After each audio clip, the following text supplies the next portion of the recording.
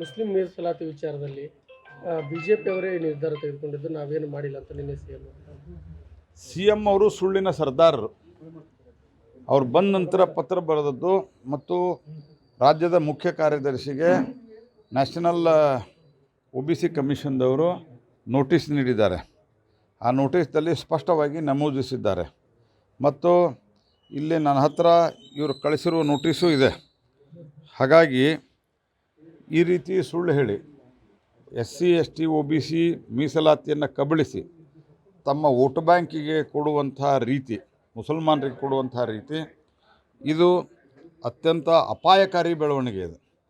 ಯಾಕಂದರೆ ದೇಶದ ಸಂವಿಧಾನದಲ್ಲಿ ಎಲ್ಲಿಯೂ ಕೂಡ ಧರ್ಮ ಆಧಾರಿತ ಮೀಸಲಾತಿಗೆ ಅವಕಾಶ ಇಲ್ಲ. ಇದು ಸುಪ್ರೀಂ ಕೋರ್ಟು ಸ್ಪಷ್ಟಪಡಿಸಿದೆ. ಹಾಗಾಗಿ ಸಿದ್ದರಾಮಯ್ಯ ಈ ವಿಷಯದಲ್ಲಿ ಜನರ ದಾರಿ ತಪ್ಪಿಸುವಂಥ ಪ್ರಯತ್ನ ಮಾಡ್ತಾ ಇದ್ದಾರೆ.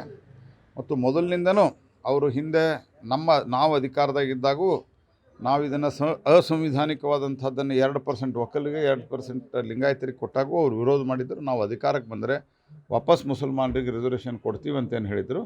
ಅದನ್ನು ಇವತ್ತು ಅವರು ಸಾಧಿಸ್ತಾ ಇದ್ದಾರೆ. ಮತ್ತು NCBC ನೋಟಿಸಿಗೆ ಉತ್ತರ ಕೊಡಲಿ. ಹೆಂಗಿದ್ರೆ ನ್ಯಾಷನಲ್ OBC ಕಮಿಷನ್ ಇದಕ್ಕೆ ಬ್ಯಾಕ್ವರ್ಡ್ ಕಮಿಷನ್ಗೆ ರಿಪ್ಲೈ ಕೊಡಲಿ. ಹಂಸರಾಜ್ ಆಹಿರ್ ಅವ್ರು ಕೊಟ್ಟಾರಲ್ಲ, ಅದಕ್ಕೆ ರಿಪ್ಲೈ ಕೊಡಲಿಲ್ಲ. ಅವ್ರು ಪರ್ಸ್ನಲ್ ಹಾಜರಾಗಲಿಕ್ಕೆ ಹೇಳಿದ್ದಾರೆ ಅವ್ರಿಗೆ.